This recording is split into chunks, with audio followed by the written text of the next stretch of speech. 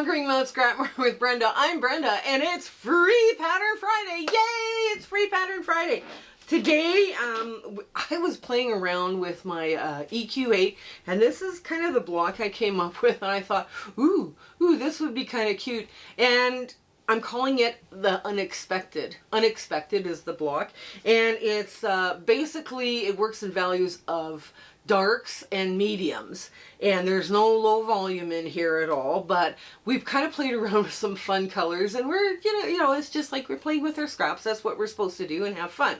So, but first, before we get started too far on this, Sew and Save of Racine is our YouTube channel today that we're doing a shout out for. They're having a lot of fun over on their channel, so you guys go check them out, give them some words of encouragement, and, you know, tell them that, yay man, we love you, and Brenda from Conquering Mount Scrapmore sent me to you. Also, we have a Facebook group that's warm and welcoming and growing very quickly, and it's basically, we have a virtual sewing room under Discord, so you have a sewing room, like a sewing date now, 7 days a week. You know, it's just so much fun in there. We also do fabric exchanges by country. We have numerous fun community chats. I say Saturday Snippets is one of the popular ones, and it's just like, there's different, everybody has their favorites in there. Also, I speak for free about elements of design, working with scrap fabric, making charity quilts, but I will have a new speaking engagement format ready for December of 2025 that I'm hoping, so if I've talked to you before, you know, book me for after December if you want to hear from me again. Also, shout outs, if you guys find a quilting channel that, you know, needs some encouragement or love, please send them my way. I'll give them a shout out on my channel, and hopefully we'll sneak around and do something fun for somebody. Yes, that's the most fun. We're doing something nice for somebody. Also, Quilt Bingo is underway as of August 27th. We are just having a lot of fun with that skill builder, and oh yes, we have Zoom sew dates now from now until December, and it's 9 a.m. from 5 p.m. Mountain Standard Time because I'm in Alberta, Canada. Also, share, like, subscribe, hit that bell, hit the thumbs up, make comments. That all helps our analytics and pushes our video forward so we can continue bringing you fun free patterns. And the next big sew along after we get through Quilt Bingo is going to be Twinkle Twinkle. So we're having some fun with that. We're going to play around with some more strings and do some fun shapes. So you guys have got to save your strings. Whatever you do, save your strings. So I think that's it. So come on in. Let's get to the sewing of the unexpected. Okay, here we are at the sewing machine with Unexpected.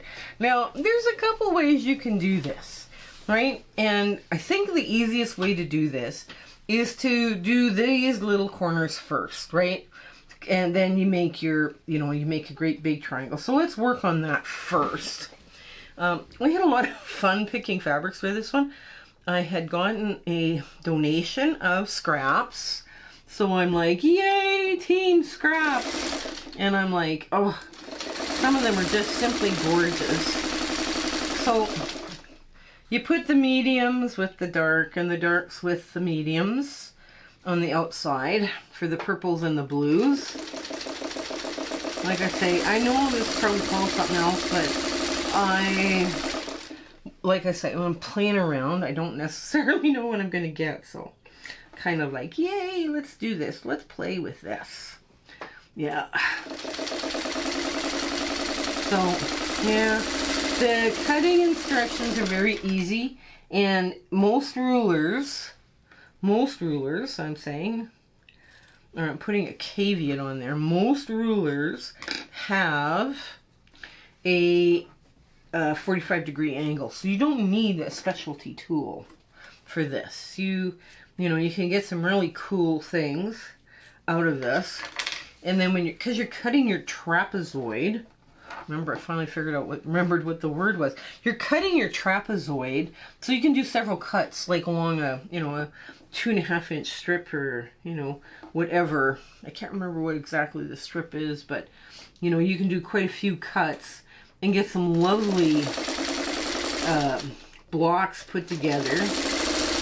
But yeah, it's kind of a cool little cool little exercise. And, okay, I'm just going to, oh, I should probably press one, I should probably press to the dark. So that means this one goes this way instead of just press to the point. There we go. All right, there we go. We'll get it figured out. Press to the dark. There. Now, when you want to do it this way, you can see the same little triangle on either side. Now, for some reason, a lot of teachers don't teach needle match. What needle match is you take your, let's see, I'll show you in a sec here. You'll take your piece, hang on. You'll take your piece like this, and you fold it over like that. And needle match means, okay, I manipulate this from this side until I have the same point on both sides, because this is the way you sew a trapezoid. So you have the same point coming out on both sides, right? So it looks even. But now you're going to needle match in where the divot is, like where this line, you know, where it goes in, where that little triangle, and that's where you start taking your first stitch on these. Now, needle match happens on the other end as well, because that's where you're aiming to come out of, right? So I don't know why they don't teach needle match anymore, because you have really great seams after. And needle match, you know, you can do from either direction, you know. It's, because it's just a quick little cheat, I guess. Yeah, it is a cheat, you know, on how you're going to do this. Then you just trim off your excess dog ear, because you can see it right away. And you just press like that. And, oops, there. Now you press this one the other way, because the pattern, the really Britannical, is the dark on the blues. So you want to press it this way, just so you want to get that nice match going. Okay, and this way. Yeah, they don't teach needle match anymore. I don't know why they don't, because needle match is a really fast little cheat that you can do on blocks, you know, especially when you're sewing something to a trapezoid. Okay, clip that off, flip that up, just so nice. And you have a nice, there, oops, there we go. And now we're going to sew these together. Now these will nest because one is flipped down and the bottom is flipped up. So these are going to nest. Lovely. And it'll be just perfect. And yeah.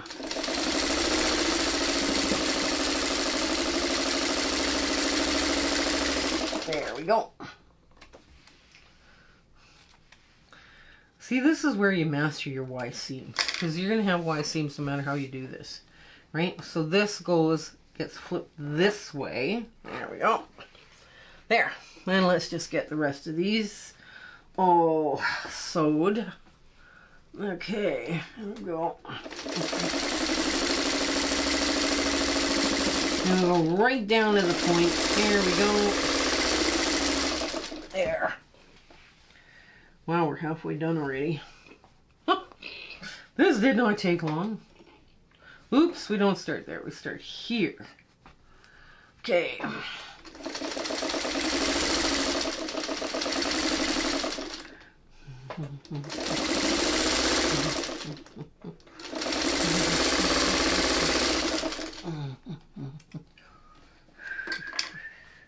There we go. Now, I think we're going to press this open, because I think that would work best. If it's nice and flat, it will press open better. It doesn't matter, but I mean, pressing open sometimes is just a really good way to get your blocks looking a little bit, you know, sharp. It makes them nice sharp, you know, because then they're just really pristine. They're not, you know. Okay, now, last one. Okay. Come on, there we go.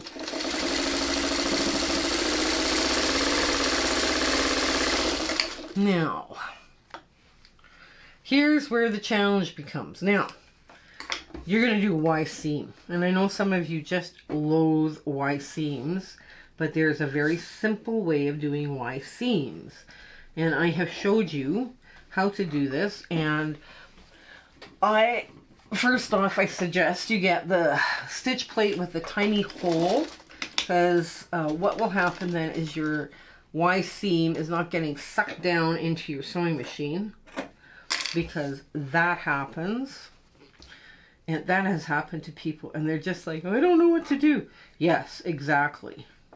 Right? And I never think about it because I already have, my stitch plate's already a little hole, so I'm not having those issues of it being sucked down in. So what we're going to do, we're going to do this. Okay, so we are just going to do all of the, yeah, we're just going to go all the way around the outside edge and do these, because that will work. There. That will work. Yes, it will. Okay. We'll just sew around the next row.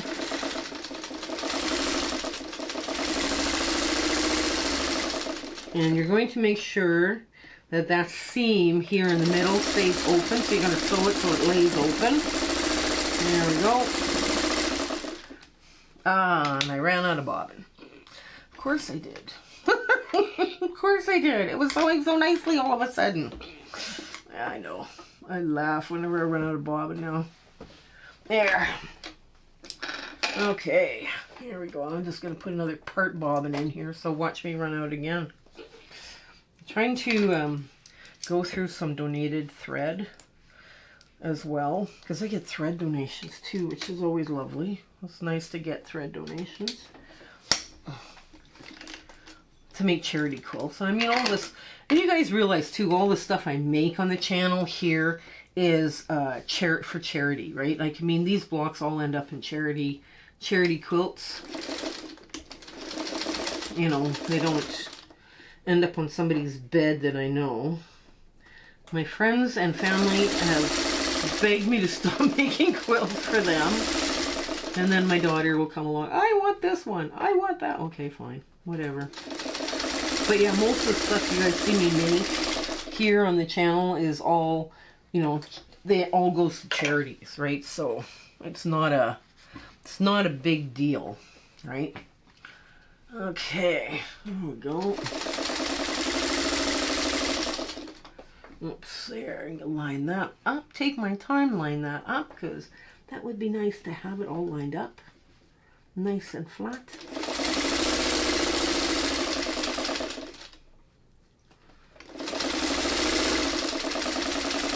You can have a lot of fun with this too. Like, you know where the little triangles are here? You could put little black and white triangles in, and it would make whatever's in the center just pop. You know, that's kind of a nice way of doing something. Okay, now let's get this pressed this way. And yes, we're going to cut off those dog ears right now. Get them before they multiply. It seems like they multiply. I always think they multiply, but I know they don't. Okay, there we go. Line this up nice and neat. Yeah. Yeah, so, now I guess they're, at the Edmonton District Quilt Show, they had some charity quilts hanging that our guild has done. And some people from other guilds were saying, well, that's raising the bar significantly. And they're not, I guess they're not realizing a lot of this is like orphan blocks from all of these, you know, orphan blocks from past, you know, people that have donated orphan blocks, or, you know, you just put together an orphan block quilt and you get all these different wonderful techniques in there. And, you know, people think, wow, have they ever put a lot of effort into their charity quilts? Well, when somebody else is doing all the orphan blocks for you, yeah, it works out really great.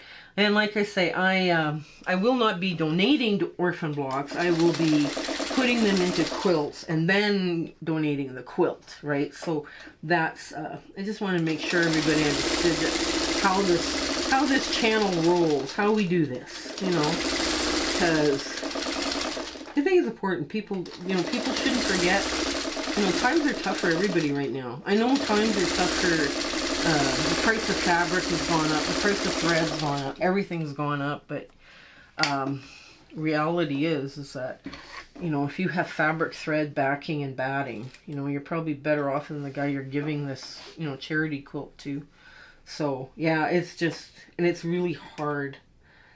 It's hard for people right now. They're just struggling so much. It's awful. Okay, so I'm just going to get the last one off here. Give a couple more stitches. There we go. Okay.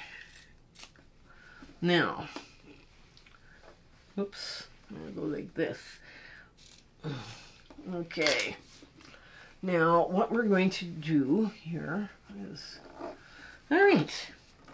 So, now I'm getting into the Y seams, right? Because that's what we've got left. We've got, you know, 4 little seams here, and basically we have 4 seams. I know there's a bunch of this stuff, and you're going, wait a minute. Well, what we're going to do is we're going to take this, and we're just going to line it up, and we're just going to sew across. We're going to make sure those little points, there's little tiny little peeking out things that are happening, and we're just going to sew a 1/4 inch along both sides.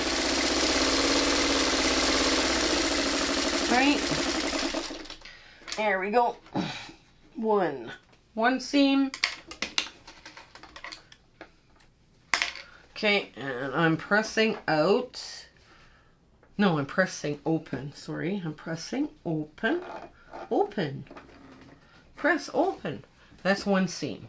The other seam is here, and like I said, I just want the little triangles to be sticking out on both sides. And there we go.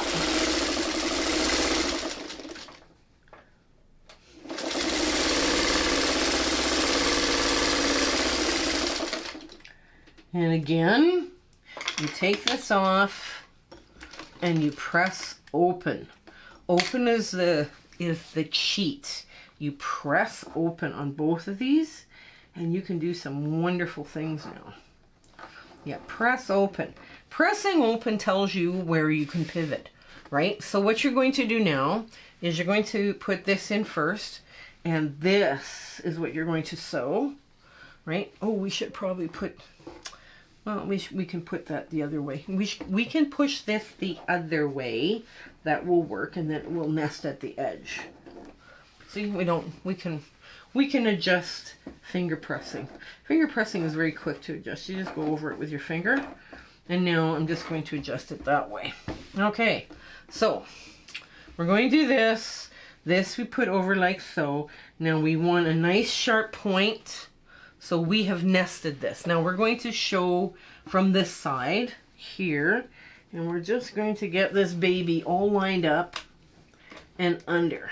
So we're going to go there, and we're going to go right where the 2 pieces meet, the pink and the orange meet. We're just going to get right close into there and drop your needle. Now pivot this. Oops, let's get this out of the way. I get all this little stuff everywhere out of the way. And we're going to pivot so we get this seam next, because this is our next seam. And sometimes you gotta maneuver it a bit. There we go. Oh, it lined up perfectly. Woohoo! Now you sew again until you meet where the pink and the orange, because that's your line. There, and you drop your needle and you lift your foot and you pivot again, and you get that all nice evenly tucked in. And now you line up the edge. Oh wow, this one came together beautifully. Oh my goodness. There we go. And that's 3 seams. Remember we counted, I told you it was going to only be 4 seams, right? So there we are, right? Now that worked beautifully, and you can either now press open, press open. You know, pressing open. So pressing open is a very traditional way of doing quilt blocks, and I mean there's quilters still today that insist pressing open is the way to do this. So I mean, and pressing open doesn't take that much time. Okay. So there we are, we're all pressed open. So now let's start with this block. And we're going to do the same thing. We're going to line it up here. Okay, and flip it over. Now, you want a nice sharp corner. Oops, you want a nice sharp corner. So, you want those things to nest in the corner, those seams. Okay, now, just everything's got to lie a little flat. There we go. Lie it flat. And this is the last seam. This is the 4th seam. Okay, there, right there. So that you want to, again, you want to drop your needle right where the orange and the pink meet on this line. And some people prefer a different foot, but I can see it well enough that, you know, in that space. I mean, you can change feet so you have a better view of where that seam is meeting. Okay, and here, ooh, well that just lined up perfect. Okay, if it's perfect, quick sew it before it changes its mind. Okay, now again, you want to meet right where the pink and the orange meet.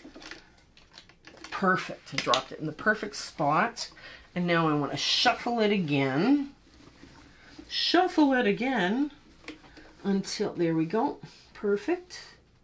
Perfect, perfect, perfect. There we go. Now, I want to make sure that nests nice and neat. Okay.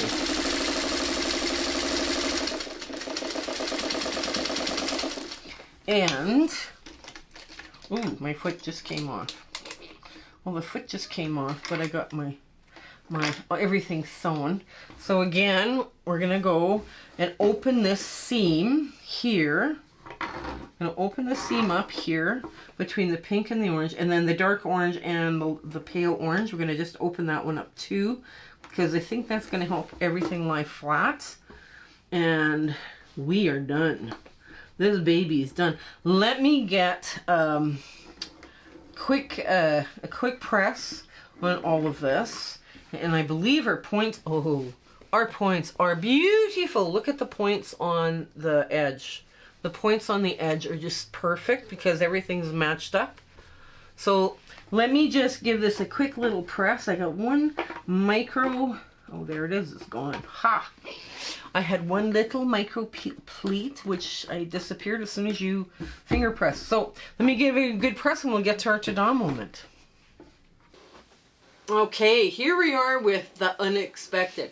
Now, there's so many ways you can dress this baby up to play. The little triangles here where the purple is, you put in black and white.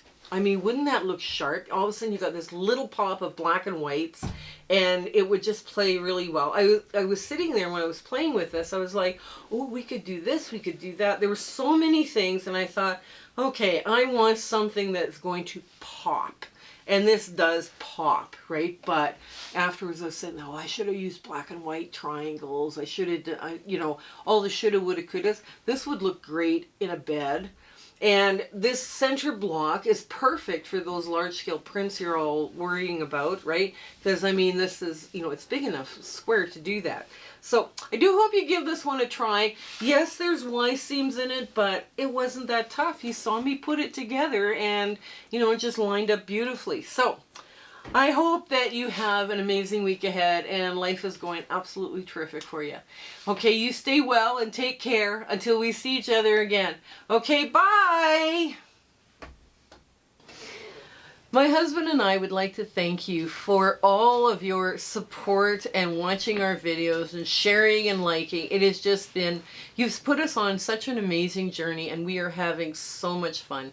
I hope everything is going so well in your life and, you know, your 1/4 inch is perfect. Everything is working out for you. And we're just so happy to be part of your lives, and you having, like I say, you're watching us. I was just so thrilled that you're doing that. So I want to say goodbye, and I want to thank you with all my heart. Okay? Take care. Bye.